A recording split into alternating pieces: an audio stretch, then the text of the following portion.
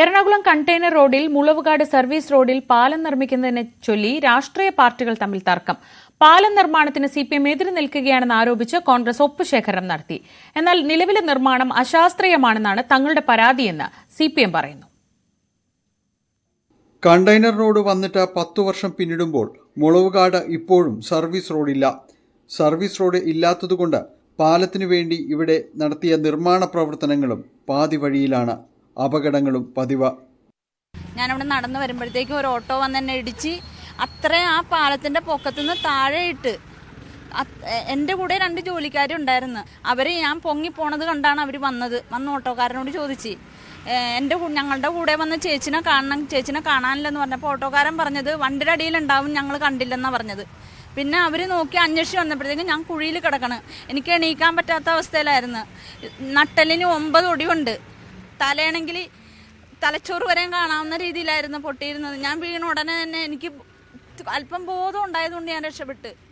എനിക്ക് അത്രയും വിഷമമുണ്ട്. ഞാൻ ജീവിച്ച് ദൈവാനുഗ്രഹം കൊണ്ട് എൻ്റെ മക്കളുടെ ഭാഗ്യവും എന്തുകൊണ്ട് ഞാൻ രക്ഷപ്പെട്ട. ഇപ്പോഴും എൻ്റെ ഉള്ളിൽ നിന്ന് വിഷമമാണ്. ഞാൻ ഇതിലേ പോകുമ്പോഴും ഞാൻ പേടിയാണ് എനിക്ക്. കാരണം അപ്പുറം ഇപ്പുറം കമ്പികളായിരുന്നു നിറച്ച്. ദൈവാനുഗ്രഹം കൊണ്ട് ആ കമ്പിയുടെ ഇടയിൽ നിന്ന് എന്നെ നടുക്കാൻ വീഴുന്നത്.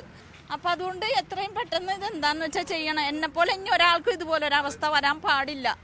നിരന്തരമായ സമ്മർദ്ദഫലമായി സർവീസ് റോഡിന് അനുമതിയായി. ഇപ്പോഴത്തെ പ്രശ്നം അതിലൂടെയുള്ള പാലം നിർമ്മാണമാണ്. കണ്ടെയ്നർ റോഡിലെ നിലവിലെ പാലത്തിന് സമാന്തരമായാണ് സർവീസ് റോഡിലെ പുതിയ പാലം.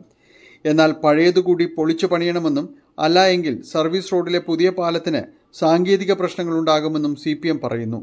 മുളവുകാട് പഞ്ചായത്ത് ഭരിക്കുന്ന UDF-നെതിരെയുള്ള രാഷ്ട്രീയ നീക്കമാണ് സിപിഎമ്മിൻ്റേതെന്നാണ് കോൺഗ്രസിന്റെ ആരോപണം. ഇവിടുത്തെ സിപിഎമ്മിൻ്റെ നേതൃത്വത്തിൽ ഇതിനെതിരായിട്ടൊരു കള്ളപ്രചരണം നടക്കുന്നുണ്ട്. അതായത് ഈ 30 സെൻറ്റിമീറ്റർ വിഡ് നിലനിർത്തിക്കൊണ്ട് കൽവെട്ട് പണിതാൽ അകത്തുള്ള പ്രദേശവാസികളെല്ലാം രൂക്ഷമായ വെള്ളക്കെട്ടിൽപ്പെട്ട് അവരുടെ ജീവിതം ദുസ്സഹമാവുമെന്നുള്ളൊരു കുപ്രചരണം നടത്തിക്കൊണ്ടിരിക്കുന്നു. സത്യത്തിൽ ഈ 8 വർഷമായിട്ട്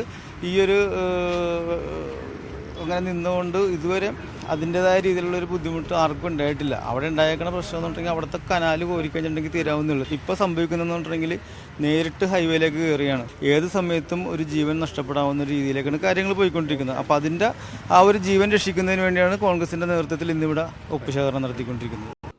ഒപ്പുശേഖരണവും സമരപരിപാടിയുമൊക്കെയായി കോൺഗ്രസ് മുന്നോട്ട് പോവുകയാണ്. പാലം മുഴുവനായി പൊളിച്ചു പണിയാനുള്ള തുക ഇല്ലെന്നിരിക്കെ സമരവും ബഹളവും മൂലം ഉള്ള പാലം പദ്ധതി കൂടി ഇല്ലാതാകുമോ എന്ന ആശങ്കയിലാണ് ജനങ്ങൾ. ന്യൂസ് 18 കൊച്ചി.